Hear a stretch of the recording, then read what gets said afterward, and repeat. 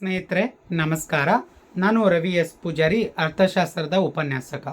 ಸ್ನೇಹಿತರೆ, ಇವತ್ತು ನಾನು ನಿಮ್ಮ ಜೊತೆಗೆ ಚರ್ಚೆ ಮಾಡ್ತಾ ಇರುವಂಥ ವಿಷಯ ಏನಪ್ಪ ಅಂದರೆ ನಿಮ್ಗೆ ಗೊತ್ತಿದೆ. ಸೊ ಇವತ್ತು ವಾರ್ಷಿಕ ಪರೀಕ್ಷೆ 2, ಹೌದಾ? ಸೊ ವಾರ್ಷಿಕ ಪರೀಕ್ಷೆ 2. ಸೊ ಈ ಒಂದು ಪರೀಕ್ಷೆಯಲ್ಲಿ ಅರ್ಥಶಾಸ್ತ್ರ ವಿಷಯವನ್ನು ಇವತ್ತು ನಮಗೆ ಕಂಪ್ಲೀಟ್ ಆಗಿದೆ. ಸೊ ಇದನ್ನು ಇವತ್ತು ನಾವು ಚರ್ಚೆ ಮಾಡೋಣ, ಕೀ ಆನ್ಸರ್ಸ್ಗಳು. ಸೊ ವಿಷಯ ಬಂದುಬಿಟ್ಟು ಅರ್ಥಶಾಸ್ತ್ರ ನಿಮ್ಗೆ ಗೊತ್ತಿದೆ, PUC ಸೆಕೆಂಡ್ ಇಯರ್.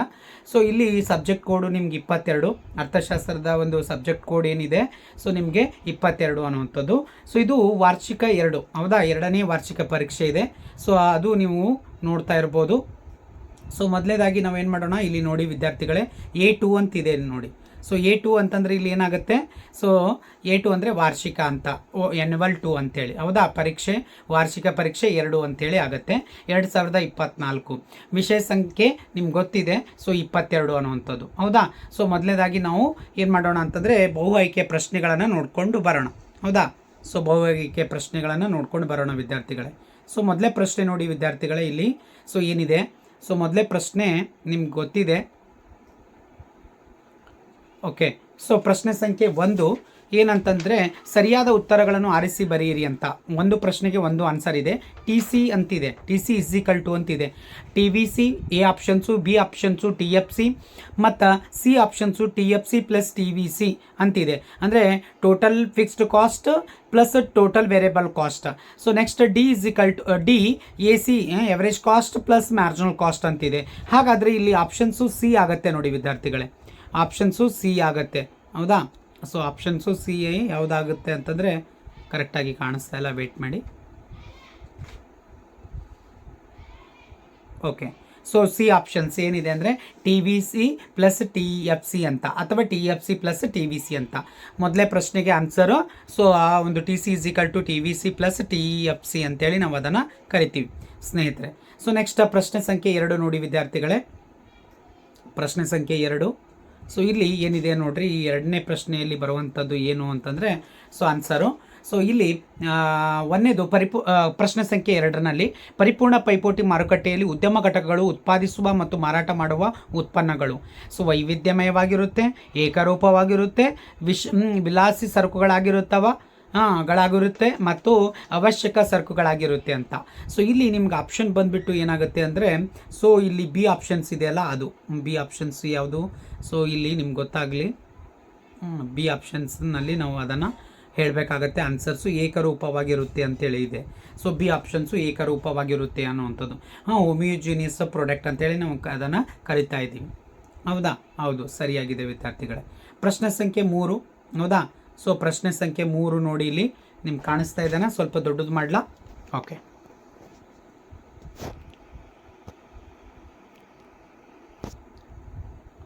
ಓಕೆ ವಿದ್ಯಾರ್ಥಿಗಳೇ, ಇದು ಕ್ಲಿಯರ್ ಆಗಿದೆ ಅಂದ್ಕೊಳ್ತಾ ಇದ್ದೀನಿ. ಪ್ರಶ್ನೆ ನೋಡಿ ವಿದ್ಯಾರ್ಥಿಗಳೇ, ಪ್ರಶ್ನೆ ಸಂಖ್ಯೆ 3 ಇದೆ.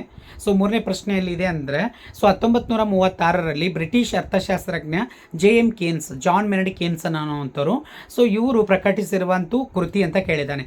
ರಾಷ್ಟ್ರಗಳ ಸಂಪತ್ತು, ಮೊದಲೇ ಆಪ್ಷನ್ಸು ರಾಷ್ಟ್ರಗಳ ಸಂಪತ್ತು, ಉದ್ಯೋಗ ಬಡ್ಡಿ, ಹಣದ ಸಾಮಾನ್ಯ ಸಿದ್ಧಾಂತ, ಬಡ್ಡಿ ಸಿದ್ಧಾಂತ ಮತ್ತು ಉದ್ಯೋಗ ಸಿದ್ಧಾಂತ ಅಂತಿದೆ.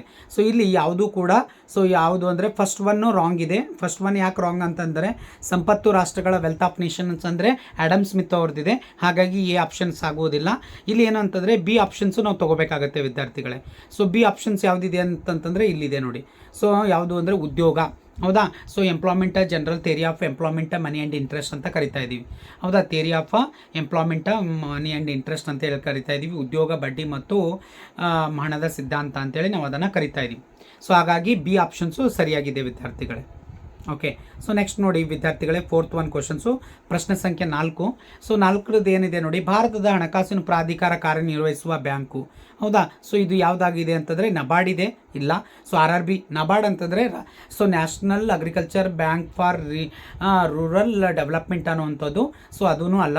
ಆಮೇಲೆ RRB ಅಂತಿದೆ, ರೂರಲ್ ರೀಜನಲ್ ಬ್ಯಾಂಕ್ಸ್ ಅಂತ ಕರಿತಾ ಇದ್ದೀವಿ, ಅದೂ ಆಗಲ್ಲ. IDBI ಅಂತಿದೆ, ಹೌದಾ? ಸೊ ಇದೂ ಕೂಡ ಕೈಗಾರಿಕೆಗೆ ಸಂಬಂಧಪಟ್ಟಂಥ ಒಂದು ಬ್ಯಾಂಕ್ ಇದೆ, ಅದು ಅಲ್ಲ. ಹಾಗಾದರೆ ಲಾಸ್ಟ್ ಒಂದು ಆಪ್ಷನ್ಸ್ ಇದೆ, ಆ ಆಪ್ಷನ್ಸ್ ಯಾವುದು ಅಂತಂದರೆ RBI ಅಂತ ಅನ್ನುವಂಥದ್ದು. ಹಾಗಾಗಿ RBI is the right answer, ಹೌದಾ? ಭಾರತದ ಹಣಕಾಸು ಪ್ರಾಧಿಕಾರ ಕಾರ್ಯನಿರ್ವಹಿಸುವಂಥ ಬ್ಯಾಂಕ್ ಯಾವುದು ಅಂದರೆ RBI, reserve bank of India ಅಂತೇಳಿ ನಾವು ಅದನ್ನು ಕರಿತಾ ಇದ್ದೀವಿ. ಓಕೆ, ಸರಿಯಾಗಿದೆ ವಿದ್ಯಾರ್ಥಿಗಳೇ. ಸೊ ನೆಕ್ಸ್ಟ್ ಪ್ರಶ್ನೆ ನೋಡೋಣ. ನೋಡಿ ವಿದ್ಯಾರ್ಥಿಗಳೇ, ಪ್ರಶ್ನೆ ಸಂಖ್ಯೆ 5. ಸೊ ಈ 5ನೇ ಪ್ರಶ್ನೆಯಲ್ಲಿ ಏನಿದೆ ನೋಡಿ. ಓಕೆ, ಸೊ ಪ್ರಶ್ನೆ ಸಂಖ್ಯೆ 5ರಲ್ಲಿ ಸೊ ಕೆಳಗಿನವುಗಳಲ್ಲಿ ಯಾವುದು ಕಾಗದದ ಉದಾಹರಣೆಯಾಗಿದೆ ಅಥವಾ ಕಾಗದದ ತೆರಿಗೆಗೆ ಉದಾಹರಣೆಯಾಗಿದೆ? ಸೊ ಮೊದಲನೇದು ಆಪ್ಷನ್ಸು ಎ ಸಂಪತ್ತಿನ ತೆರಿಗೆ ಇದೆ, ಅಬಕಾರಿ ತೆರಿಗೆ ಇದೆ, ಆದಾಯ ತೆರಿಗೆ ಇದೆ. ಸೊ ನೆಕ್ಸ್ಟು ಆಮದು ಮತ್ತು ಸುಂಕ ತೆರಿಗೆ ಅಂತಿದೆ. ಹೌದಾ? ಸೊ ಇದು ಯಾವುದು ಅಲ್ಲ. ಇದರಲ್ಲಿ ಒಂದೇದು ಕರೆಕ್ಟ್ ಆಗಿದೆ. ಸೊ ಒಂದೇದು ಯಾವುದು ಅಂತಂದರೆ ಇಲ್ಲಿ ಸಂಪತ್ತಿನ ತೆರಿಗೆ ಅನ್ನುವಂಥದ್ದು ಇದೆಯಲ್ಲ ಅದು. ಹೌದಾ? ಸೊ ವೆಲ್ತ್ ಟ್ಯಾಕ್ಸ್ ಅಂತ ಕರಿತಾ ಇದ್ದೀವಿ, ಅದಕ್ಕೋಸ್ಕರ ಇದು ಉದಾಹರಣೆ ಕರೆಕ್ಟ್ ಆಗಿದೆ. ಈ ಆಪ್ಷನ್ಸು ಸರಿಯಾಗಿದೆ ವಿದ್ಯಾರ್ಥಿಗಳೇ, ಎ ಆಪ್ಷನ್ಸ್. ಓಕೆ, ನೆಕ್ಸ್ಟ್ ನೋಡಿ ವಿದ್ಯಾರ್ಥಿಗಳೇ, ಪ್ರಶ್ನೆ ಸಂಖ್ಯೆ ಈಗ ಫಿಲ್ ಇನ್ ದಿ ಬ್ಲ್ಯಾಂಕ್ಸ್ ಇದೆ. ಈ ಪ್ರಶ್ನೆಯನ್ನು ನಾವು ನೋಡ್ಕೊಂಡು ಬರೋಣ. ಇಲ್ಲಿದೆ ನೋಡಿ. ಹೌದಾ? ಪ್ರಶ್ನೆ ಸೊ ಏನು ಅಂದರೆ ರೋಮನ್ ಬುಕ್ ಬೀಟ್ 2ನಲ್ಲಿ ಆವರಣದಲ್ಲಿರುವ ಸರಿಯಾದ ಉತ್ತರಗಳನ್ನು ಆರಿಸಿ ಖಾಲಿ ಬಿಟ್ಟ ಸ್ಥಳಗಳನ್ನು ಭರ್ತಿ ಮಾಡಿ. ಸೊ ಪ್ರತಿಯೊಂದಕ್ಕೂ 1 ಅಂಕ ಅಂತಿದೆ. ಒಂದೇದು MPC ಇದೆ, ತುಷ್ಟಿಗುಣ ಇದೆ, ಕೂಲಿ ದರ ಇದೆ, ಸದಾವಕಾಶ ವೆಚ್ಚ ಅಂತಿದೆ, ಅಂತಿಮ ಮತ್ತು ದಾಸ್ತಾನು ಅಂತಿದೆ. ಸೊ ಈಗಾದರೆ ಇಲ್ಲಿ ಏನು ಬರ್ಬೋದು ಅಂತ ನೋಡೋಣ. ಸೊ ಮೊದಲನೇದಾಗಿ ಪ್ರಶ್ನೆ ಏನಿದೆ ನೋಡಿ. ಸೊ 6ನೇ ಪ್ರಶ್ನೆ ಇದು ಕ್ರಮ ಸಂಖ್ಯೆ. ಬಯಕೆಗಳನ್ನು ತೃಪ್ತಿಪಡಿಸುವ ಸಾಮಾನ್ಯ ಸಾಮರ್ಥ್ಯ ಯಾವುದು? ಹೌದಾ? ಸಾಮಾನ್ಯ ಸಾಮರ್ಥ್ಯ ಯಾವುದು ಅಂತಂದರೆ ಅದಕ್ಕೆ ನಾವು ಏನು ಕರಿತಾ ಇದ್ದೀವಿ? ತುಷ್ಟಿಗುಣ ಅಂತ ಕರಿತಾ ಇದ್ದೀವಿ. ಹಾಗಾಗಿ ಇಲ್ಲಿ ತುಷ್ಟಿಗುಣ ಅಂತ ನೀವು ಬರಿಬೇಕಾಗುತ್ತೆ ವಿದ್ಯಾರ್ಥಿಗಳೇ. ಹೌದಾ? ತುಷ್ಟಿಗುಣ ನೆನ್ಪಿಟ್ಕೊಳ್ಳಿ ವಿದ್ಯಾರ್ಥಿಗಳೇ, ಇಲ್ಲಿ ತುಷ್ಟಿಗುಣ ಅಂತಿದೆ, ಅದನ್ನು ನೀವು ಬರಿಬೇಕಾಗತ್ತೆ. ಹೌದಾ? ಸೊ ತುಷ್ಟಿಗುಣ ಸರಿಯಾಗಿದೆ. ಸೊ ನೆಕ್ಸ್ಟ್ 2ನೇ ಪ್ರಶ್ನೆ ಅಂದರೆ ಪ್ರಶ್ನೆ ಸಂಖ್ಯೆ 7 ಇದೆ. ಕೆಲವು ಚಟುವಟಿಕೆಗಳ ಡ್ಯಾಡ್ಯಾಶ್ ವೆಚ್ಚವು 2ನೇ ಉತ್ತಮ ಚಟುವಟಿಕೆಯನ್ನು ಬಿಟ್ಟು ಕೊಡಬೇಕಾಗುತ್ತದೆ ಅಥವಾ ಬಿಟ್ಟು ಕೊಟ್ಟ ಗಳಿಕೆಯಾಗಿರುತ್ತದೆ. ಅದು ಯಾವುದು ಅಂದರೆ ಸದಾವಕಾಶ ವೆಚ್ಚ. ಹಾಗಾಗಿ ಸೊ ಇಲ್ಲೇನಾಗಿರುತ್ತೆ ಅಂತಂದರೆ ಸದಾವಕಾಶ ವೆಚ್ಚ ಅನ್ನುವಂಥದ್ದು ಸರಿಯಾಗಿದೆ. ಸೊ ಅದನ್ನು ನೀವು ಅಲ್ಲಿ ಬರಿಬೇಕಾಗತ್ತೆ ವಿದ್ಯಾರ್ಥಿಗಳೇ. ನೋಡಿ ವಿದ್ಯಾರ್ಥಿಗಳೇ, ಸೊ ನೆಕ್ಸ್ಟ್ ಪ್ರಶ್ನೆ ಸಂಖ್ಯೆ 8 ಇಲ್ಲಿ ನೋಡಿ. ಈ 8ನೇ ಪ್ರಶ್ನೆಯಲ್ಲಿ ಏನಿದೆ ಅಂತಂದರೆ ಶ್ರಮದ ಬೇಡಿಕೆ ಮತ್ತು ಪೂರೈಕೆ ರೇಖೆಗಳು ಪರಸ್ಪರ ಛೇದಿಸಿದ ಬಿಂದುವಿನಲ್ಲಿ ಡ್ಯಾಡ್ಯಾಶ್ ನಿರ್ಧಾರವಾಗುತ್ತದೆ. ಕೂಲಿ ದರ ಅಂತೇಳಿ ನಾವು ಕರಿತಾ ಇದ್ದೀವಿ. ನೋಡೋಣ ಇಲ್ಲಿ ಏನು ಮೇಲ್ಗಡೆ ಇದೆ. ಸೊ ಕೂಲಿ ದರ ಇದೆ, ಸರಿಯಾಗಿದೆ ವಿದ್ಯಾರ್ಥಿಗಳೇ. ನೋಡಿ ಕೂಲಿ ದರ ಅನ್ನುವಂಥದ್ದು ಇದೆ, ಅದು ಹಾಗಾಗಿ ಆನ್ಸರ್ ಕರೆಕ್ಟ್ ಆಗಿದೆ. ಕೂಲಿ ದರ ಅಂತೇಳಿ ನಾವು ಬರೀಬೇಕಾಗತ್ತೆ. ನೆಕ್ಸ್ಟ್ ಪ್ರಶ್ನೆ ನೋಡಿ ವಿದ್ಯಾರ್ಥಿಗಳೇ, 9ನೇ ಪ್ರಶ್ನೆ. ಡ್ಯಾಡ್ಯಾಶ್ ಸರಕುಗಳು ಉತ್ಪಾದನೆ ಯಾವುದೇ ಮುಂದಿನ ಹಂತಗಳಲ್ಲಿ ಹಾದು ಹೋಗುವುದಿಲ್ಲ. ಹಾಗಾದರೆ ಯಾವುದು? ಫೈನಲ್ ಗೂಡ್ಸ್ ಅಂತ ಕರಿತಾ ಇದ್ದೀವಿ. ಅದನ್ನೇ ಕನ್ನಡದಲ್ಲಿ ನಾವು ಹೇಳ್ತಾ ಇರೋದು ಅಂತಿಮ ಸರಕು ಅಂತ. ಹೌದಾ? ಅಂತಿಮ ಸರಕು ಅಂತೇಳಿ ನಾವು ಅದನ್ನು ಕರಿಬೇಕಾಗತ್ತೆ. ನೋಡಿ ಇಲ್ಲಿ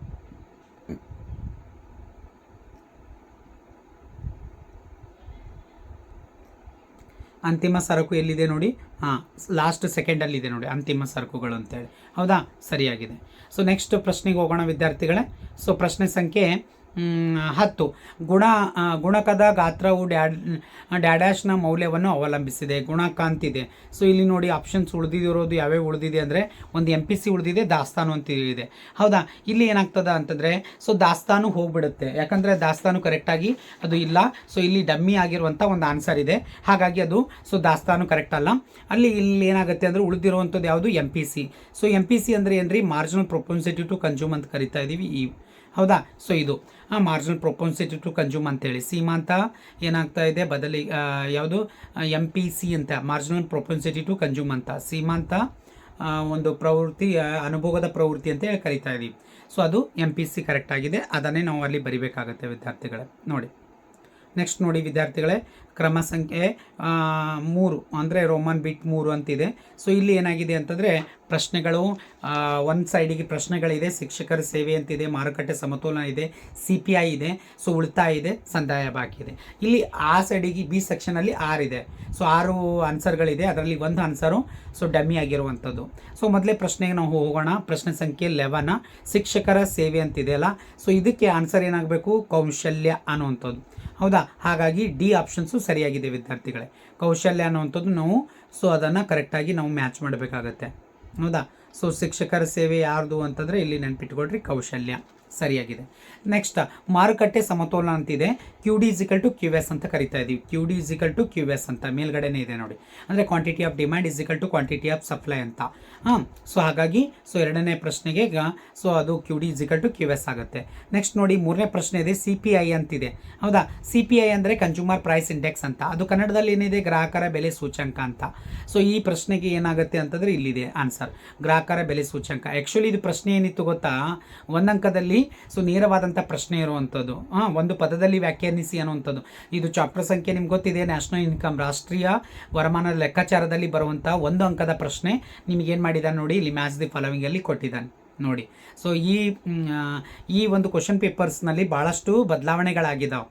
ಹೌದಾ, ನಾವು ಅಂದ್ಕೊಂಡಂಗೆ ಇಲ್ಲಿ ಈ ಪ್ರಶ್ನೆ ಪತ್ರಿಕೆ ಇಲ್ಲ. ನಿಮ್ಗೆ ಗೊತ್ತಿರಬೇಕು, ಸಿ ಪಿ ಐ ಆ್ಯಕ್ಚುಲಿ ಇದು ಪ್ರಶ್ನೆ ಎಲ್ಲಿ ಬರಬೇಕಾಗಿತ್ತು ಅಂದರೆ ಒಂದು ವರ್ಡಲ್ಲಿ ಬರಬೇಕಾಗಿತ್ತು. ಬಟ್ ಇಲ್ಲಿ ಮ್ಯಾಚ್ ದಿ ಫಾಲೋವಿಂಗಲ್ಲಿ ಕೊಟ್ಟಿದ್ದಾನೆ ನೋಡಿ ವಿದ್ಯಾರ್ಥಿಗಳೇ. ಅಂದರೆ ನೀವು ಕಾನ್ಸೆಪ್ಟ್ ಕರೆಕ್ಟಾಗಿ ಅರ್ಥ ಮಾಡ್ಕೊಂಡಿದ್ದೀರ ಅಂದರೆ ಸೊ ಕರೆಕ್ಟಾಗಿ ನೀವು ಬರೆದಿರ್ತೀರಿ ವಿದ್ಯಾರ್ಥಿಗಳೇ. ಸೊ ತೊಂದರೆ ಇಲ್ಲ. ಓಕೆ, ನೆಕ್ಸ್ಟ್ ನೋಡಿ. ಸೊ ಉಳಿತಾಯ ಅಂತಿದೆ. ಉಳಿತಾಯ ಅಂತಂದರೆ ನಾನು ಆಲ್ರೆಡಿ ನಿಮ್ಗೆ ಒಂದು ಸಲ ನಂದು ಇದರಲ್ಲಿ ಹೇಳಿದ್ದೀನಿ, Y is equal to Y ಬರುವುದಿಲ್ಲ, ಎಸ್ ಕಂಡುಹಿಡಿಬೇಕಲ್ಲ ನಾವು, saving S. S is equal to Y minus C ಅಂತೇಳಿ ನಾವು ಅದನ್ನು ಕರಿಬೇಕಾಗತ್ತೆ. ಎಸ್ ಅಂದರೆ ಸೇವಿಂಗ್, ಉಳಿತಾಯ. ಸೊ ಉಳಿತಾಯ ಸಮವಾಗಿದೆ ಸೊ ನಮ್ಮ ಒಂದು ಆದಾಯ ಮೈನಸ್ ಸಿ ಅಂದರೆ ಕನ್ಸಂಪ್ಷನ್ಸ್, ಅನುಭೋಗದ ಪ್ರಮಾಣ.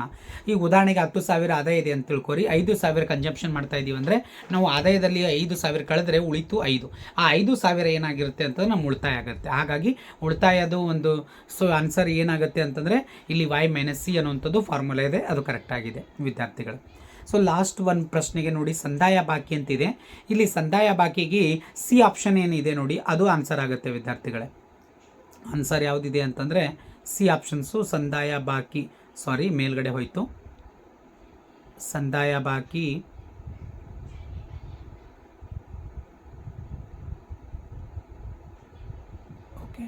ಸಂದಾಯ ಬಾಕಿ ನೋಡಿ ವಿದ್ಯಾರ್ಥಿಗಳೇ. ಸಂದಾಯ ಬಾಕಿ ಏನಿದೆ, ಸರಕು ಮತ್ತು ಸೇವೆಗಳ ವ್ಯಾಪಾರ. ಇದು ಲಾಸ್ಟ್ ಚಾಪ್ಟರ್ನಲ್ಲಿ ಬಂದಿರುವಂಥ ಪ್ರಶ್ನೆ. ಸೊ ಸಂದಾಯ ಬಾಕಿ ಸರಕು ಮತ್ತು ಸೇವೆಗಳ ಒಂದು ವ್ಯಾಪಾರ ಅಂಥೇಳಿ ಆಗುತ್ತೆ. ಅದಕ್ಕೆ ಅದು ಅಂದರೆ ಲಾಸ್ಟ್ ಏನಿದೆಯಲ್ಲ ಎಫ್ನಲ್ಲಿ ಬಂದಿರುವಂಥದ್ದು ಲಾಸ್ಟ್ ಕೆಳಮುಖ ಇಜ್ಜಾರು ಅಂತೇಳಿ. ಸೊ ಅದು ಡಮ್ಮಿ ಆನ್ಸರ್ ಆಗಿರುವಂಥದ್ದು. ಅದು ಯಾವುದಕ್ಕೆ ಕೂಡ ಇದು ಸೂಕ್ತ ಆಗೋದಿಲ್ಲ. ಹಾಗಾಗಿ ಅಂದರೆ ಏನು, ನಮಗೆ ಸೊ ನಮ್ಮ ಒಂದು ಮೆಂಟಾಲಿಟಿಯನ್ನು ಕಂಡುಹಿಡಿಯೋಗೋಸ್ಕರ ಅಥವಾ ಚೆಕ್ ಮಾಡೋಗೋಸ್ಕರ ಸೊ ಈ ರೀತಿಯಾಗಿ ಒಂದೊಂದು ಆನ್ಸರ್ ಎಲ್ಲ ಈ ಕಡೆ ಏನು ಮಾಡ್ತಾನೆ, ಫಿಲ್ ಇನ್ ದಿ ಬ್ಲ್ಯಾಂಕ್ಸ್ನಲ್ಲಿ ಒಂದು ಡಮ್ಮಿ ಆನ್ಸರ್ ಕೊಟ್ಟಿದ್ದಾನೆ, ಮತ್ತು ಇಲ್ಲಿಯೂ ಕೂಡ ಒಂದು ಡಮ್ಮಿ ಆನ್ಸರನ್ನು ಕೊಟ್ಟಿದ್ದಾನೆ ವಿದ್ಯಾರ್ಥಿಗಳೇ ನೋಡಿ. ಓಕೆ, ಸೊ ನೆಕ್ಸ್ಟ್ ಪ್ರಶ್ನೆಗೆ ಹೋಗೋಣ ವಿದ್ಯಾರ್ಥಿಗಳೇ. ಪ್ರಶ್ನೆ ಯಾವುದು ಅಂದರೆ ಇಲ್ಲಿ ಪ್ರಶ್ನೆ ಸಂಖ್ಯೆ 16. ಓಕೆ, ಏನದ ನೋಡಿ ಪ್ರಶ್ನೆ ಸಂಖ್ಯೆ 16ನಲ್ಲಿ. ಸೊ ಈ ಕೆಳಗಿನ ಪ್ರಶ್ನೆಗಳಿಗೆ ಒಂದು ಪದದಲ್ಲಿ ಅಥವಾ ಒಂದು ವಾಕ್ಯದಲ್ಲಿ ಉತ್ತರಿಸಿ ಅಂತಿದೆ. ಸೊ ಅದಕ್ಕೆ ಆಯ್ಕೆ ಸಮಸ್ಯೆ ಏಕೆ ಉದ್ಭವ ಆಗುತ್ತೆ ಅಂತ ಕೇಳಿದ್ದಾನೆ. ಸೊ ಆಯ್ಕೆ ಸಮಸ್ಯೆ ಯಾಕೆ ಉದ್ಭವ ಆಗುತ್ತೆ ಅಂದರೆ ಸೊ ಸಂಪನ್ಮೂಲಗಳು ಒಂದು ಕೊರತೆಯಲ್ಲಿದೆ. ಹೌದಾ, ಸಂಪನ್ಮೂಲಗಳು ಕೊರತೆಯಲ್ಲಿದ್ದಾವ.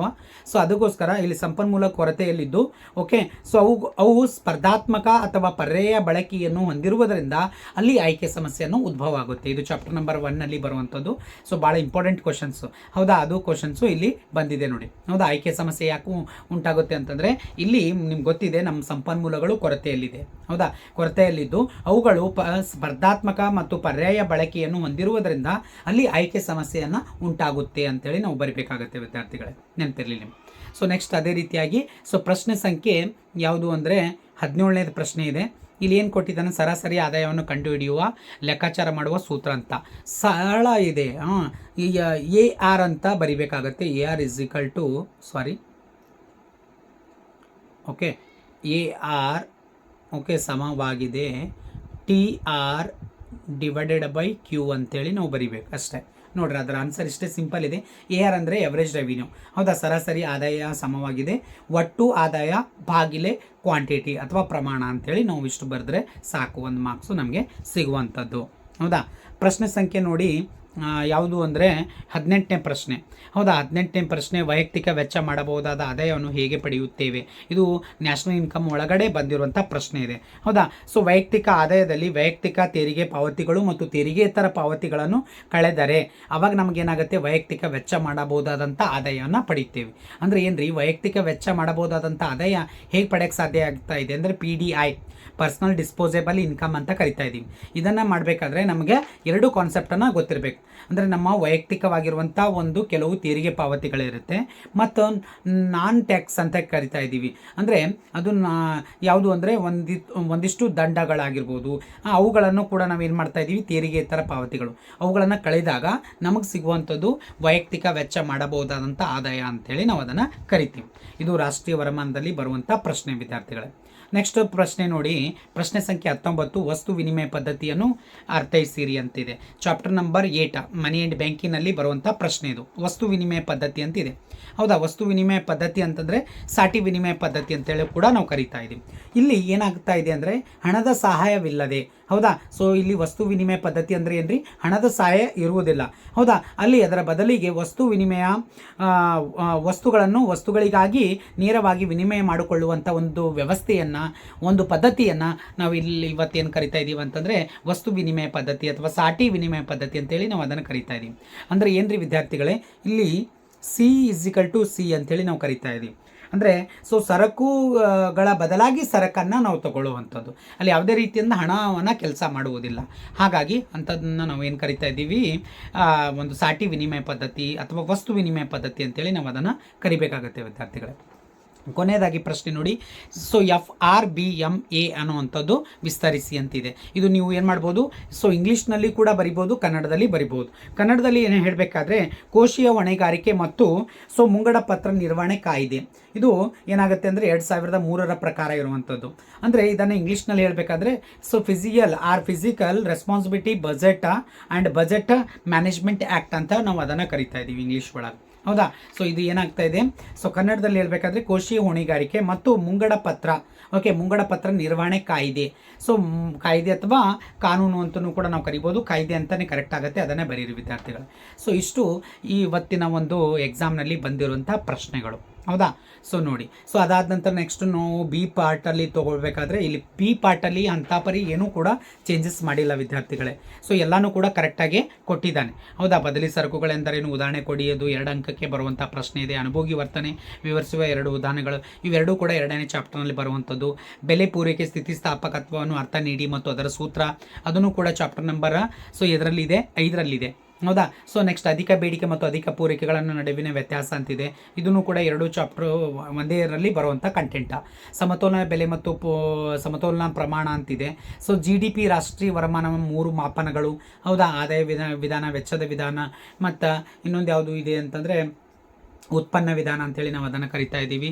ಓಕೆ, ಸೊ ನೆಕ್ಸ್ಟ್ ಸಮಗ್ರ ಬೇಡಿಕೆ ಅರ್ಥವನ್ನು ನೀಡಿ 2 ಭಾಗಗಳನ್ನು ತಿಳಿಸಿ ಅಂತಿದೆ. ಪುಕ್ಕಟ್ಟೆ ಸವರದಾರ ಎಂದರೇನು, ಅವರನ್ನು ಏಕೆ ಹಾಗೆ ಕರೆಯುತ್ತಾರೆ ಅಂಥೇಳಿ ನಾವು ಅದನ್ನು ಹೇಳ್ತಾ ಇದ್ದೀವಿ. ಸೊ ವ್ಯಾಪಾರ ಬಾಕಿ ವಿಧಗಳನ್ನು ತಿಳಿಸಿ ಅಂತಿದೆ. ಇವೆಲ್ಲನೂ ಕೂಡ ಸೊ ಕರೆಕ್ಟಾಗಿ ಕೊಟ್ಟಿರುವಂಥದ್ದು. ಬಿ ಸೆಕ್ಷನಲ್ಲಿ ಅಂಥ ಯಾವುದೇ ರೀತಿಯಂಥ ಬದಲಾವಣೆಗಳು ಮಾಡಿಲ್ಲ.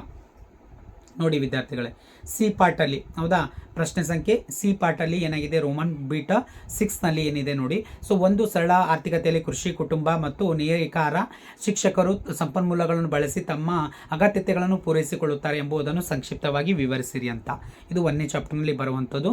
ಅಷ್ಟೊಂದು ಇಂಪಾರ್ಟೆಂಟ್ ಇರಲಿಲ್ಲ, ಆದರೂ ಕೂಡ ಕೊಟ್ಟಿದ್ದಾನೆ, ನೋಡ್ಕೊಳ್ಳಿ. ಸೊ ನೆಕ್ಸ್ಟ್ ಸಾಮಾನ್ಯ ಸರಕುಗಳು ಕೆಳದರ್ಜೆ ಸರಕುಗಳ ನಡುವಿನ ವ್ಯತ್ಯಾಸ ತಿಳಿಸಿ, ಉದಾಹರಣೆಯೊಂದಿಗೆ ಬರೀರಿ. ನೋಡಿರಿ, 2 normal goods and inferior goods ಬಗ್ಗೆ ಕೊಟ್ಟಿದ್ದಾನೆ. ಸೊ ಇದು 2ನೇ ಚಾಪ್ಟರ್ನಲ್ಲಿ ಬರುವಂಥದ್ದು. ಹೌದಾ, ಸೊ ನೆಕ್ಸ್ಟ್ ನೋಡಿರಿ, 3ನೇ ಪ್ರಶ್ನೆ ಅಂದರೆ 33ನೇ ಪ್ರಶ್ನೆ. ಇಲ್ಲಿ ಸಮ ಉತ್ಪನ್ನ ರೇಖೆಗಳನ್ನು ರೇಖಾಚಿತ್ರದ ಸಹಾಯದಿಂದ ಆಯ್ಸೋಕೊಂಡ ಬಗ್ಗೆ ಕೇಳಿದ್ದಾನೆ. Chapter number 3ನಲ್ಲಿದೆ. ಸಮತೋಲನ ಮೇಲೆ ಏಕಕಾಲದ ಪಲ್ಲಟಗಳ ಪರಿಣಾಮಗಳು ತೋರಿಸುವ ಒಂದು ಕೋಷ್ಟಕ, ಲೆಫ್ಟ ರೈಟ ಲೆಫ್ಟ, ಈ ರೀತಿಯಾಗಿ ಆರುವಂಥ ಒಂದು ಕೋಷ್ಟಕ ಇದೆಯಲ್ಲ, ಆ ಕೋಷ್ಟಕ ಕೇಳಿದ್ದಾನೆ 4 ಅಂಕಕ್ಕೆ. ಸೊ ಕೋಷ್ಟಕ ಮತ್ತು ರೇಖಾಚಿತ್ರಗಳನ್ನು ಬಂದಿತ್ತಂದ್ರೆ ಅದು 6 ಮಾರ್ಕ್ಸಿಗೆ ಆಗ್ತಿತ್ತು. ಹೌದಾ, ಸಮಗ್ರ ಅರ್ಥಶಾಸ್ತ್ರ ದೃಷ್ಟಿಕೋನದಂತೆ ಆರ್ಥಿಕತೆಯಲ್ಲಿ ಸರ್ಕಾರ ಅಂದರೆ ರಾಜ್ಯ, ಹೌದಾ, ಮತ್ತು ಕುಟುಂಬ ವಲಯದ ಪಾತ್ರವೇನು, ಇದು ಭಾಳ ಇಂಪಾರ್ಟೆಂಟ್. ಚಾಪ್ಟರ್ ನಂಬರ್ 7 ಅಂದರೆ ಯಾವುದು, ಸಾರಿ, ಇವಾಗ ಏನಾಗಿದೆ, ಒಂದು ಚಾಪ್ಟರ್ ಡಿಲೀಟ್ ಆಗಿದೆಯಲ್ಲ, ಅದೇನಾಗುತ್ತೆ 6 ಆಗುತ್ತೆ. ಹೌದಾ, ಸೊ ಇದು ಏನಾಗುತ್ತೆ, ಸಮಗ್ರ ಅರ್ಥಶಾಸ್ತ್ರದ ಪರಿಚಯ ಅಂತೇಳಿ ಕರಿತಾ ಇದ್ದೀವಿ, ಅಲ್ಲಿದೆ. ಸೊ ನೆಕ್ಸ್ಟ್ ಯೋಜಿತವಲ್ಲದ ತಪಾಶೀಲ ಪಟ್ಟಿಯ ಸಂಗ್ರಹಣೆ ಮತ್ತು ಕುಸಿತವನ್ನು ಉದಾಹರಣೆಯೊಂದಿಗೆ ವಿವರಿಸಿರಿ. ಇದು ಚಾಪ್ಟರ್ ನಂಬರ್ 7 ಅಂದರೆ ರಾಷ್ಟ್ರೀಯ ವರಮಾನದ ಲೆಕ್ಕಾಚಾರದಲ್ಲಿ ಬಂದಿರುವಂಥ ಪ್ರಶ್ನೆ. ನೆಕ್ಸ್ಟ್ ಹಣದ ಬೇಡಿಕೆ, ವ್ಯವಹಾರ ಉದ್ದೇಶ ಮತ್ತು ಸಟ್ಟ ವ್ಯಾಪಾರದ ಉದ್ದೇಶಗಳ ಕುರಿತು ಸಂಕ್ಷಿಪ್ತವಾಗಿ ವಿವರಿಸಿರಿ. ಇದನ್ನು ಇಂಪಾರ್ಟೆಂಟ್ ಆಗಿರುವಂಥ ಪ್ರಶ್ನೆ ಇದೆ ನೋಡಿ. ಸೊ ಈ ಪ್ರಶ್ನೆ ಇಲ್ಲಿ ಕೇಳಿದ್ದಾನೆ. ಓಕೆ, ನೆಕ್ಸ್ಟ್ ನೋಡ್ರಿ, ಸಾರ್ವಜನಿಕ ಸಾಲವು ಹೊರೆ ಆಗುವುದೇ ವಿವರಿಸಿರಿ. ಹೌದಾ, ಇದು ಭಾಳ ಸಲ ಕೇಳೇ ಇರಲಿಲ್ಲ ಪ್ರಶ್ನೆ, ಬಟ್ ಇವಾಗ ಕೇಳಿದ್ದಾನೆ ನೋಡಿ. ಸಾರ್ವಜನಿಕ ಸಾಲ, ಇದು ಯಾವುದು, ಲಾಸ್ಟ್ 2ನೇ ಚಾಪ್ಟರ್ನಲ್ಲಿ ಬರುವಂಥದ್ದು. ಲಾಸ್ಟ್ ಅಂದರೆ 10ನೇ ಚಾಪ್ಟರ್ನಲ್ಲಿ ಬರುವಂಥ ಪ್ರಶ್ನೆ ಇದು. ನೆಕ್ಸ್ಟ್ ಚಾಲ್ತಿ ಖಾತೆಯ ಭಾಗಗಳ ಪಟಗಳನ್ನು ತಿಳಿಸಿರಿ. ಹೌದಾ, ಸೊ ಇಲ್ಲಿ ಕೂಡ ಅಂಥ ಪರಿ ಯಾವುದೇ ರೀತಿಯಂಥ ಚೇಂಜಸನ್ನು ಮಾಡಿಲ್ಲ. ಸೊ ಯಾವುದು ಸಿ ಸೆಕ್ಷನಲ್ಲಿ ಕೇಳುವಂಥ ಪ್ರಶ್ನೆಗಳನ್ನು ಕೇಳಿದ್ದಾನೆ. ನೆಕ್ಸ್ಟ್ ಭಾಗ ಡಿ ನೋಡೋಣ. ಹೌದಾ, ಭಾಗ ಡಿ. ಸೊ ಭಾಗ ಡಿ ಅಂದರೆ ಯಾವುದು ನಿಮಗೆ 6 ಅಂಕದ ಪ್ರಶ್ನೆ. ಕರೆಕ್ಟಾ? ಈ 6 ಅಂಕದ ಪ್ರಶ್ನೆಯಲ್ಲಿ ಸ್ವಲ್ಪ ಏನು ಮಾಡಿದ್ದಾನೆ ನೋಡಿ, ಇಲ್ಲಿ ಚೇಂಜಸ್ ಮಾಡಿದ್ದಾನೆ ವಿದ್ಯಾರ್ಥಿಗಳೇ. ಹೌದಾ, ಒಂದನೇ ಪ್ರಶ್ನೆ ಏನಿದೆ, ಇಳಿಮುಖ ಸೀಮಂತ ತುಷ್ಟಿಗುಣ ನಿಯಮವನ್ನು ಕೋಷ್ಟಕ ಮತ್ತು ರೇಖಾಚಿತ್ರದ ಸಹಾಯದಿಂದ. ಸೊ ಲಾಸ್ಟ್ ಟೈಮ್ ಎಕ್ಸಾಮ್ 1ರಲ್ಲಿ ಏನು ಮಾಡಿದ್ನು ಅಂದರೆ, ಸೊ ಎಲ್ಲಿ ಔದಾಸೀನ ವಕ್ರರೇಖೆಗಳ ಗುಣಲಕ್ಷಣಗಳ ಕೇಳಿದ್ನು. ಹೌದಾ, ಸೊ ಇಲ್ಲಿ ಏನು ಮಾಡಿದ್ದಾನೆ ಅಂತಂದರೆ, ಸೊ ಇಳಿಮುಖ ಸೀಮಂತ ತುಷ್ಟಿಗುಣ ನಿಯಮ ಕೋಷ್ಟಕ ಅಂತ ಕೇಳಿದ್ದಾನೆ. ಸೊ ಆ ಸಹಾಯದಿಂದ ಒಂದು ರೇಖಾಚಿತ್ರವನ್ನು ರಚಿಸಿ ಅಂತ ಒಳ್ಳೆಯ ರೀತಿಯಾದಂಥ ಪ್ರಶ್ನೆ ಇದೆ. ಹೌದಾ, ಇದೊಂದು ಪ್ರಶ್ನೆ ಕರೆಕ್ಟ್ ಆಗಿದೆ. ಹೌದಾ, ನೋಡಿ ಕರೆಕ್ಟ್ ಆಗಿದೆ. ನೆಕ್ಸ್ಟ್ ನೋಡಿ, ಸೊ 41ನೇ ಪ್ರಶ್ನೆ ಏನು ಮಾಡಿದ್ದಾನೆ ಅಂದರೆ, ಇದು ಆ್ಯಕ್ಚುಲಿ 4 ಮಾರ್ಕ್ಸಿಗಿರುವಂಥ ಪ್ರಶ್ನೆ. ಹೌದಾ, 4 ಅಂಕದ ಪ್ರಶ್ನೆ ವಿದ್ಯಾರ್ಥಿಗಳೇ. ನೋಡಿ ಇಲ್ಲಿ ಕೆಳಗಿನ ಷರತ್ತುಗಳ ಅಡಿಯಲ್ಲಿ, ಹೌದಾ, ಪರಿಪೂರ್ಣ ಪೈಪೋಟಿಯಲ್ಲಿ ಉದ್ಯಮ ಘಟಕದ ಲಾಭ ಗರಿಷ್ಠಗೊಳಿಸುವಂತೆ ರೇಖಾಚಿತ್ರದೊಂದಿಗೆ ವಿವರಿಸಿರಿ. P=MC ಅಂತ. ಅಂದರೆ ಇಲ್ಲಿ ಏನಾಗ್ತಿತ್ತು ಅಂದರೆ, ನಿಮ್ಗೆ ಗೊತ್ತಿದೆ, ಒಂದು ಡೈಗ್ರಾಮ್ ಎಲ್ಲ ಹಾಕ್ತಿದ್ದೀವಲ್ಲ, ಈ ಥರ MC ಕರ್ವ್ ಬರ್ತಿತ್ತು. ಹೌದಾ, ಸೊ ಇಲ್ಲೊಂದು ಕರ್ವ್ ಬರ್ತಿತ್ತು, ನೆನ್ಪಿಟ್ಟುಕೊಡ್ರಿ. ಇದಕ್ಕೆ Q4 ಅಂತ ಕರಿತಿದ್ದೀವಿ, ಇದಕ್ಕೆ Q1 ಅಂತ ಕರಿತಾ ಇದ್ದೀವಿ. ಹೌದಾ, ಸೊ ಉಳಿದಿದ್ದೆಲ್ಲ Q3, Q2, Q1 ಇವೆಲ್ಲನೂ ಕೂಡ ಒಳಗಡೆ ಇರ್ತಿತ್ತು. ಸೊ ಅದಕ್ಕೆ ಇಲ್ಲಿ NM ಅಂತೇಳಿ ನಾವು ಅದನ್ನು ಕರಿತಾ ಇದ್ದೀವಿ. ಹೌದಾ, ಈ ಥರ ಒಂದು ಡಯಾಗ್ರಾಮ್ಸ್ ಇರ್ತಿತ್ತು, ನೆನಪಿರಲಿ ನಿಮಗೆ. ಸೊ ಇದೇ ನಾವು ಪ್ರೈಸ್ ಅಂತ ಕರೆದಿದ್ದೀವಿ. ಇದೇ ಗೊತ್ತಿತ್ತು ನಿಮಗೆ. ಈ ಡಯಾಗ್ರಾಮ್ ಇದು ಎಲ್ಲಿ 4 ಮಾರ್ಕ್ಸ್ ಸಿಗಿತ್ತು ವಿದ್ಯಾರ್ಥಿಗಳೇ. 4 ಮಾರ್ಕ್ಸ್ ಕ್ವಶನ್ಸು ಇಲ್ಲಿ ನಿಮ್ಗೆ ಏನು ಮಾಡಿದ್ದಾನೆ, 4 ಅಂಕದ ಬದಲಿ 6 ಅಂಕದಲ್ಲಿ ಕೊಟ್ಟಿದ್ದಾನೆ. ನೋಡಿ ವಿದ್ಯಾರ್ಥಿಗಳೇ, ಈ ಥರ ಸಾಧ್ಯತೆಗಳಿದೆ. ಅದಕ್ಕೆ ನಾವು ಎಲ್ಲನೂ ಕೂಡ ಕರೆಕ್ಟಾಗಿ ಅರ್ಥ ಮಾಡ್ಕೋಬೇಕಾಗತ್ತೆ. ಒಂದು ಪ್ರಶ್ನೆ ನೋಡಿ ನಿಮಗೇನಾಯಿತು, 4 ಅಂಕದ್ದು 6 ಅಂಕದಲ್ಲಿ ಬಂತು. ಓಕೆ, ನೆಕ್ಸ್ಟ್ ನೋಡಿ, ನೆಕ್ಸ್ಟ್ ಪ್ರಶ್ನೆ ಸಂಖ್ಯೆ ಯಾವುದು, 42ನೇ ಪ್ರಶ್ನೆ ಏನಿದೆ ಕರೆಕ್ಟ್ ಆಗಿದೆ. ಸಮಗ್ರ ಆರ್ಥಿಕತೆ ಅನ್ಯೋನ್ಯತೆಗಳು, GDP, GNP, NNP. ಹೌದಾ, ಸೊ PDI, ಮತ್ತು PI ಅನ್ನುವಂಥದ್ದು. ಸೊ ಇವುಗಳನ್ನು ನಾವು ಎಕ್ಸ್ಪ್ಲೇನ್ ಮಾಡ್ತಾ ಇದ್ದೀವಿ. ಇದು ಕರೆಕ್ಟ್ ಇತ್ತು. ಹೌದಾ, ರಾಷ್ಟ್ರೀಯ ವರಮಾನದ ಲೆಕ್ಕಾಚಾರದಲ್ಲಿ ಬರುವಂಥದ್ದು. ಸೊ ಕರೆಕ್ಟ್ ಆಗಿದ್ದೆ ವಿದ್ಯಾರ್ಥಿಗಳೇ. ಅದಾದ ನಂತರ ನೆಕ್ಸ್ಟ್ ನೋಡಿ, ಸೊ 43 ಪ್ರಶ್ನೆ ವಿದ್ಯಾರ್ಥಿಗಳೇ. ಇಲ್ಲಿ ನೋಡಿ, ಸೊ ಇದನ್ನು ಕೂಡ ಹಿಂಗೆ ಮಾಡಿದ್ದಾನೆ. ಸೊ ಇದು ನೋಡ್ರಿ, ಈ 43 ಏನಾಗಿದೆ ಅಂದರೆ ಆ್ಯಕ್ಚುಲಿ 4 ಅಂಕದ ಪ್ರಶ್ನೆ ಇದು. ಹಣ ಮತ್ತು ಬ್ಯಾಂಕಿಂಗ್ ಅನ್ನುವಂಥದ್ದು. ಸೊ ಇಲ್ಲಿ ಏನು ಮಾಡಿದ್ದಾನೆ ಅಂತಂದರೆ, ಇದು 4 ಅಂಕದ ಪ್ರಶ್ನೆ 6 ಅಂಕಕ್ಕೆ ಕನ್ವರ್ಟ್ ಮಾಡಿದ್ದಾನೆ. RBI ಅಂದರೆ ಭಾರತೀಯ ರಿಸರ್ವ್ ಬ್ಯಾಂಕಿನ ಕಾರ್ಯಗಳನ್ನು ವಿವರಿಸಿರಿ ಅಂತ. ಇದು ಭಾಳ ಇಂಪಾರ್ಟೆಂಟ್ ಇದೆ, ಇಲ್ಲ ಅನ್ನೋದಿಲ್ಲ ಖಂಡಿತ. ಬಟ್ ಆದರೆ ಏನು ಮಾಡಿದ್ದಾನೆ ಅಂತಂದರೆ, ಇಲ್ಲಿ 4 ಅಂಕದ ಪ್ರಶ್ನೆಯನ್ನು ಸೊ 6 ಅಂಕಕ್ಕೆ ಮಾರ್ಪಾಡು ಮಾಡಿದ್ದಾನೆ. ನೋಡಿ ವಿದ್ಯಾರ್ಥಿಗಳೇ. ಹೌದಾ, ಸೊ ನೆಕ್ಸ್ಟ್ ನೋಡಿ ಪ್ರಶ್ನೆ ಏನಾಗಿದೆ, ಸೊ ಸ್ವೀಕೃತಿಗಳ ವರ್ಗೀಕರಣ ವಿವರಿಸಿರಿ ಅಂತ. ಸೊ ಇಷ್ಟು ಏನು ಅಂತಂದರೆ 6 ಅಂಕದ ಪ್ರಶ್ನೆಗಳು ಕೇಳಲಾಗಿರುವಂಥ ಒಂದು ಪ್ರಶ್ನೆ ವಿದ್ಯಾರ್ಥಿಗಳೇ. ಸೊ ಕೊನೆಗೆ ನೆಕ್ಸ್ಟ್ ಈ ಪಾರ್ಟಲ್ಲಿದೆ. ಈ ಪಾರ್ಟಲ್ಲಿ ಸ್ವಲ್ಪ ಚೇಂಜಸ್ ಮಾಡಿದ್ದಾನೆ. ಈ ನ್ಯೂಮರಿಕಲ್ ಡೇಟಾ ಒಳಗೆ ಚೇಂಜಸ್ ಆಗಿರುವಂಥದ್ದು. ಸೊ ಅದನ್ನು ನಿಮಗೆ ಹೇಳಬೇಕಾಗಿತ್ತು, ಅದಕ್ಕೆ ನಾನು ಅದು ತೊಗೊಂಡಿದ್ದೀನಿ. ಇಲ್ಲಾಂದರೆ ಸೊ ಆನ್ಸರ್ ಎಲ್ಲ ಆಲ್ರೆಡಿ ಬಂದಿದೆ. ಸೊ ಎಲ್ಲ ವಿಡಿಯೋಗಳಲ್ಲಿ ನೀವು ವಾಚ್ ಮಾಡಿ, ಎಲ್ಲನೂ ಕೂಡ ಎಲ್ಲ ಪ್ರಶ್ನೆಗಳಿಗೆ ಆಲ್ಮೋಸ್ಟ್ ಅಲ್ಲಿ ನಾನು ವಿಡಿಯೋಗಳನ್ನು ಅಪ್ಲೋಡ್ ಮಾಡಿದ್ದೀನಿ ವಿದ್ಯಾರ್ಥಿಗಳೇ. ಸೊ ನಿಮ್ಗೇನಾದರೂ ಡೌಟ್ಸ್ ಇತ್ತು, ಅದು ಇತ್ತು ಅಂದರೆ ನಂಗೆ ಕಮೆಂಟ್ ಮಾಡಿ, ಮತ್ತು ನಿಮಗೆ ನಾನು ಮುಂದಿನ ಕ್ಲಾಸ್ನಲ್ಲಿ ಅದನ್ನು ಕಂಟಿನ್ಯೂ ಮಾಡ್ತೀನಿ. ಇಲ್ಲಿ ನೋಡಿ, ಈ ಪ್ರಶ್ನೆಯಲ್ಲಿ ಏನಾಗಿದೆ ಅಂದರೆ, ಇಲ್ಲಿ ಡೇಟಾ ಒಂದು ಸ್ವಲ್ಪ ಚೇಂಜ್ ಮಾಡಿದ್ದಾನೆ. ಅನುಭೋಗಿ ಆದಾಯ 40 ಅಂತ ಕೊಟ್ಟಿದ್ದಾನೆ. ಸೊ ಮೊನ್ನೆ ಫಸ್ಟ್ ಎಕ್ಸಾಮ್ನಲ್ಲಿ ಏನು ಮಾಡಿದ್ದನು, 20 ಅಂತ ಕೊಟ್ಟಿದ್ದಾನು. ಆದಾಯ 20 ಅಂತಿತ್ತು, ಇಲ್ಲಿ 40 ಅಂತಿದೆ. ಬಾಳೆಹಣ್ಣಿನ ಪ್ರಮಾಣ 5 ರೂಪಾಯಿ ಇದೆ, ಮತ್ತು ಮಾವಿನ ಹಣ್ಣಿನ ಬೆಲೆ 10 ರೂಪಾಯಿ ಇದೆ. ನೋಡಿ ವಿದ್ಯಾರ್ಥಿಗಳೇ, ಇಲ್ಲಿ ಏನೂ ಚೇಂಜಸ್ ಮಾಡಿಲ್ಲ. ಬಟ್ ಆದರೆ ಅನುಭೋಗಿ ಆದಾಯದಲ್ಲಿ ಚೇಂಜಸ್ ಮಾಡಿದ್ದಾನೆ. ಹೌದಾ, ಸೊ ಅಲ್ಲಿ ಏನು ಮಾಡಿದ್ದಾನೆ, ಹೌದಾ, ಸೊ ಇಲ್ಲಿ 40 ರೂಪಾಯಿ ಅನ್ನುವಂಥದ್ದು ಏನಿದೆಯಲ್ಲ, ಇದು ಆದಾಯದಲ್ಲಿ ಚೇಂಜ್ ಮಾಡಿದ್ದಾನೆ. ಮೊದಲು 20 ಇದ್ದಿದ್ದು 40 ಮಾಡಿದ್ದಾನೆ. ಸೊ ಮುಂದಿನ ಎಕ್ಸಾಮ್ನಲ್ಲಿ 30 ಕೊಡ್ಬೋದು, ಈಗ ಹೇಳ್ತಾ ಇದ್ದೀನಿ. ನೋಡಿ, ನೀವು ರೆಡಿ ಇರಬೇಕು. ಸೊ ಉಳಿದಿದ್ದೆಲ್ಲನೂ ಕೂಡ AB ಆಪ್ಷನ್ ಬಿಟ್ಟರೆ CDE ಅವೇ ಇರುತ್ತೆ. ಹೌದಾ, ಬಜೆಟ್ ರೇಖೆ ಇಳಿಜಾರು ಇರುತ್ತೆ ಅಂದರೆ ಇಳಿಜಾರು ಇರುತ್ತೆ. ಹೌದಾ, ಸೊ ಮೇಲ್ಮುಖವಾಗುತ್ತೆ ಅಂದರೆ ಮೇಲ್ಮುಖವಾಗಕ್ಕೆ ಸಾಧ್ಯ ಇಲ್ಲ, ಎಡದಿಂದ ಬಲಕ್ಕೆ ಇಳಿಮುಖವಾಗಿರುತ್ತೆ. ಹೌದಾ, ಬಜೆಟ್ ರೇಖೆಯಲ್ಲಿ ಮೇಲಿನ ಎಲ್ಲ ಸಂಯೋಜನೆಗಳು ಅನುಭೋಗಿ ಆದಾಯಕ್ಕೆ ಸಮವಾಗಿರುತ್ತೆ, ಹೌದು ಅಂತ ಬರಿಬೇಕು. ಹೌದು, ಯಾಕಂದರೆ ಸೊ ಇದ್ದಿದ್ದು 40 ರೂಪಾಯಿನೇ, ಅದು ಎಲ್ಲಾದರೂ ನಾವು ಬಳಸಬೇಕಾಗತ್ತೆ. X ಗೂಡ್ಸ್ ಮೇಲಾದರೂ ಮಾಡಲಿ, Y ಗೂಡ್ಸ್ ಮೇಲಾದರೂ ಮಾಡಲಿ, ಅಥವಾ X1 ಅಂದರೆ ಬನಾನಾ ಆಗಿರ್ಬೋದು, ಸೊ X2 ಅಂತಂದರೆ ಮ್ಯಾಂಗೋ ಆಗಿರ್ಬೋದು. ಹಾಗಾಗಿ ಕರೆಕ್ಟ್ ಇದೆ. Next D options. ಈ ಆಪ್ಷನ್ಸ್ನಲ್ಲಿ ಏನಾಗಿದೆ ಅಂದರೆ, ಒಂದು ಬಾಳೆಹಣ್ಣನ್ನು ಹೆಚ್ಚುವರಿಯಾಗಿ ಪಡೆಯಲು ಸೊ ಮಾವಿನ ಹಣ್ಣುಗಳನ್ನು ಬಿಟ್ಟುಕೊಡಬೇಕಾಗುತ್ತದೆ. ಹೌದು ಸರಿಯಾಗಿದೆ. ಯಾಕಂದರೆ ಒಂದನ್ನು ಪಡಿಬೇಕಾದ್ರೆ ಇನ್ನೊಂದನ್ನು ಬಿಟ್ಟುಕೊಡ್ಬೇಕಾಗತ್ತೆ. ಆ ಒಂದು ಕಾರಣದಿಂದಾಗಿ ಇದು ಸರಿಯಾಗಿದೆ. ಅರ್ಥ ಆಯ್ತಾ? ಇಲ್ಲಿ ಒಂದು ಪ್ರಶ್ನೆ ನಿಮ್ಗೆ ಏನು ಮಾಡಿದ್ದಾನೆ, ಸ್ವಲ್ಪ ಚೇಂಜಸ್ ಮಾಡಿದ್ದಾನೆ. ಡೇಟಲ್ಲಿ ಚೇಂಜಸ್ ಆಗಿದೆ. ಸೊ ಉಳಿದಿದ್ದು ಇದನ್ನು ಕೂಡ ಕರೆಕ್ಟಾಗಿದೆ, ಕಾಣೆ ಆಗಿರುವಂಥ ಇದು. ಸೊ ಇಲ್ಲಿ ಏನು ಯಾವುದೇ ರೀತಿಯಂಥ ಬದಲಾವಣೆಗಳು ಮಾಡಿದ್ದಿಲ್ಲ. ಸೊ ಹಾಗಾಗಿ ಇದು ಕರೆಕ್ಟ್ ಆಗಿದೆ. ಸೊ 47ನೇ ಪ್ರಶ್ನೆಯೂ ಕೂಡ ಕರೆಕ್ಟ್ ಆಗಿದೆ. ಸೊ ಯಾವುದೇ ರೀತಿಯಿಂದ ಚೇಂಜಸ್ ಇಲ್ಲ ವಿದ್ಯಾರ್ಥಿಗಳೇ, ಬೇಕಾದರೆ ನೋಡಿ. ಸೊ ಇದನ್ನೇ ನಾನು ಕೂಡ ಆನ್ಸರ್ ಮಾಡಿದ್ದು ಇಲ್ಲಿದೆ ನೋಡಿರಿ, ಒಂದ್ಸಲ ಬೇಕಾದರೆ ನೀವು ದಯವಿಟ್ಟು ಸ್ಕ್ರೀನ್ಶಾಟ್ ತೊಗೊಳ್ಳಿ. ಫಾಸ್ಟಾಗಿ ಹೇಳಿದ್ದೀನಿ. ಸೊ ಯಾವುದೇ ರೀತಿಯಂಥ ರೈಟಿಂಗ್ ಚೆನ್ನಾಗಿಲ್ಲ ಅಂತ ಬರೆದಿಲ್ಲ. ಸೊ ಇಲ್ಲಿ ಆಪ್ಷನ್ ಎ ಒಳಗೆ ಏನು ಮಾಡಿದ್ದೀನಿ, ಯಾವುದು ರೋಮನ್ 1 ಒಳಗೆ 5 ಆನ್ಸರ್ಸ್ ಇದೆ. TVC TFC ಏಕರೂಪವಾಗಿರುತ್ತೆ, ಮತ್ತು ಉದ್ಯೋಗ, ಬಡ್ಡಿ ಮತ್ತು ಹಣದ ಸಾಮಾನ್ಯ ಸಿದ್ಧಾಂತ 4, RBI ಮತ್ತು ಸಂಪತ್ತಿನ ತೆರಿಗೆ. ಇನ್ನು 5 ಪ್ರಶ್ನೆಗಳಿಗೆ 5 ಆನ್ಸರ್ಗಳು ಇದೆ. ಇದು 5 ಅಂಕ. ಆನಂತರ ಖಾಲಿ ಬಿಟ್ಟಿರುವ ಸ್ಥಳಗಳಲ್ಲಿ 1ನೇದು ತುಷ್ಟಿಗುಣ, ಸದಾವಕಾಶ ವೆಚ್ಚ, ಕೂಲಿಯ ದರ, ಅಂತಿಮ ಸರಕು. Next MPC marginal propensity to consume ಅಂತ ಕರಿತಾ ಇದ್ದೀವಿ. ಸೊ ಹೊಂದಿಸಿ ಬರೆಯೋದು ಕರೆಕ್ಟಾಗಿ ನಾನು ಮ್ಯಾಚ್ ಮಾಡಿದ್ದೀನಿ. ಇಲ್ಲಿ ನೋಡಿ, ಶಿಕ್ಷಕರು, ಕೌಶಲ್ಯ ಇದೆ, ಮಾರುಕಟ್ಟೆ, QD = QS, CPI ಅನುಭೋಗಿ ಅಥವಾ ಗ್ರಾಹಕರ ಬೆಲೆ ಸೂಚ್ಯಂಕ, ಉಳಿತಾಯ Y-C, ಹೌದಾ, ಆದಾಯ ಮೈನಸ್ ಕನ್ಸ್ಯೂಮ್ಷನ್ಸ್ ಅಂತ ಕರಿತಾ ಇದ್ದೀವಿ. ಸಂದಾಯ ಬಾಕಿ ಸರಕು ಮತ್ತು ಸೇವೆಗಳ ವ್ಯಾಪಾರ. ಹೌದಾ, ಸರಿಯಾಗಿದೆ.